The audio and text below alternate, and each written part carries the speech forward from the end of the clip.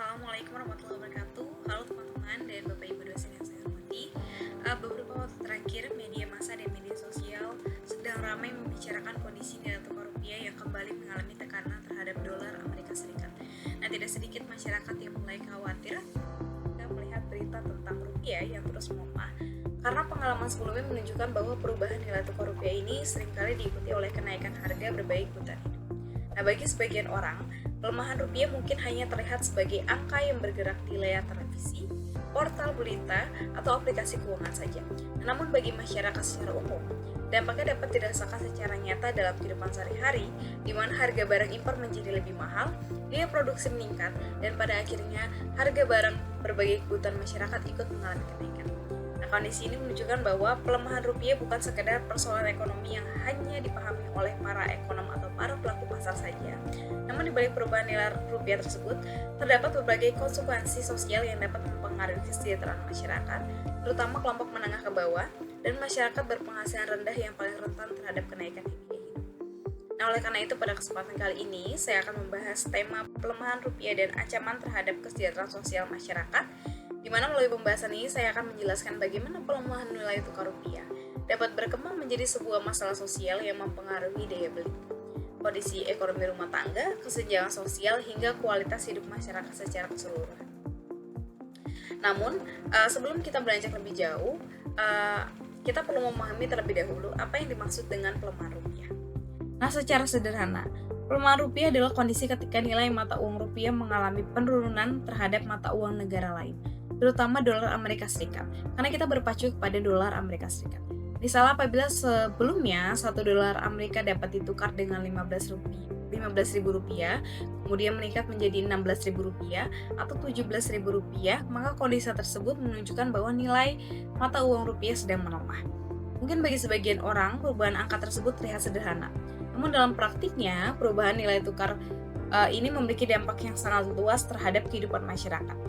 Hal ini terjadi karena Indonesia masih memiliki ketergantungan terhadap berbagai barang impor, mulai dari bahan baku industri, alat kesehatan, teknologi, mesin produksi, hingga beberapa kehidupan atau kebutuhan konsumsi masyarakat. Nah, ketika nilai rupiah melemah, biaya impor menjadi lebih mahal, di mana perusahaan juga harus mengeluarkan biaya yang lebih besar untuk memperoleh bahan baku. Akibatnya biaya produksi meningkat dan harga barang yang dijual kepada masyarakat juga ikut meningkat. Nah, fenomena ini menunjukkan bahwa pelemahan rupiah bukan hanya persoalan ekonomi, tetapi juga dapat berkembang menjadi sebuah masalah sosial.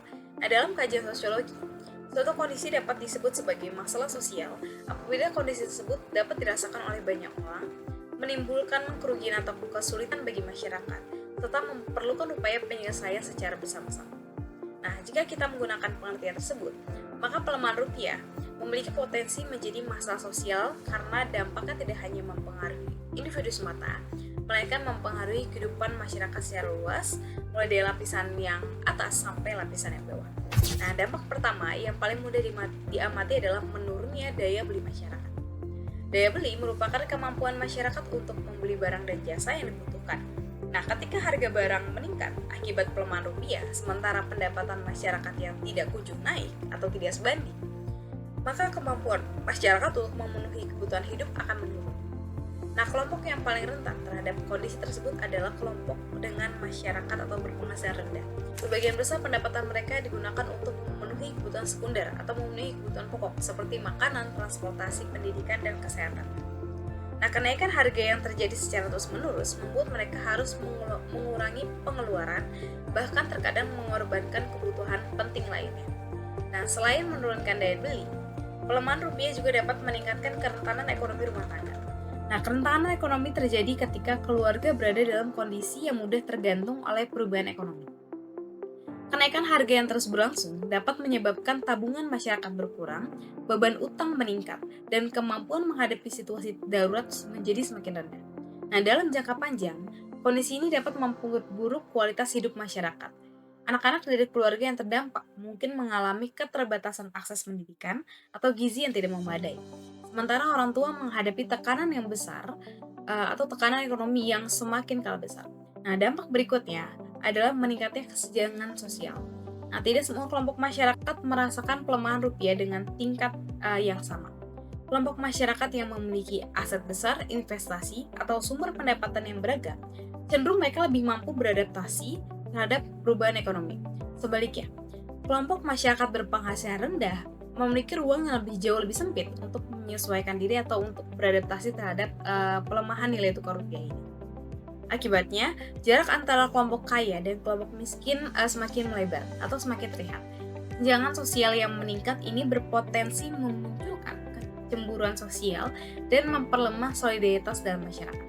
Nah, selanjutnya, pelemahan rupiah juga berdampak terhadap dunia kerja. Banyak perusahaan yang tergantung pada bahan baku impor harus menghadapi kenaikan biaya produksi.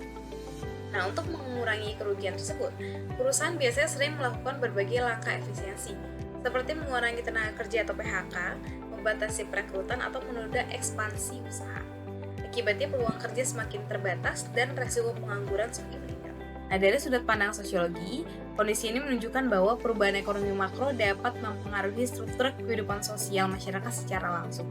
Nah, untuk memahami fenomena ini lebih dalam, kita dapat menggunakan salah satu teori sosiologi, yaitu teori konflik dari Karl Marx. Menurut Karl Marx, masyarakat terdiri atas kelompok-kelompok yang memiliki akses sumber daya yang berbeda. Ketimpangan dalam penguasaan sumber daya akan menghasilkan ketidaksetaraan dalam kehidupan sosial. Nah, jika teori ini kita gunakan untuk melihat fenomena pelemahan rupiah, maka dapat dipahami bahwa dampak pelemahan rupiah tidak dirasakan secara merata oleh seluruh lapisan masyarakat. Kelompok yang memiliki modal, aset, dan sumber daya ekonomi yang besar, cenderung mereka memiliki kemampuan beradaptasi yang baik untuk menghadapi tekanan ekonomi. Sebaliknya, kelompok masyarakat berpenghasilan rendah harus menanggung dampak yang lebih besar dibandingkan kelompok yang memiliki sumber daya yang banyak. Dengan demikian, pelemahan sumber daya atau pelemahan rupiah berpotensi memperkuat ketimpangan sosial yang sudah ada sebelumnya. Kemudian sebagai penutup, dapat disimpulkan bahwa pelemahan rupiah bukan hanya persoalan ekonomi yang berkaitan dengan nilai tukar mata uang saja, namun selain itu, di balik perubahan angka tersebut, terdapat berbagai konsekuensi sosial yang mempengaruhi kehidupan atau seluruh lapisan kehidupan masyarakat.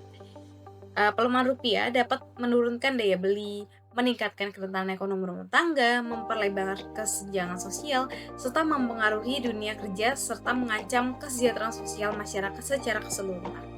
Oleh karena itu, diperlukan upaya bersama antara pemerintah, sektor swasta, dan masyarakat untuk meminimalisir dampak sosial yang ditimbulkan, sehingga stabilitas ekonomi dapat berjalan seiring terjaganya kesejahteraan sosial masyarakat.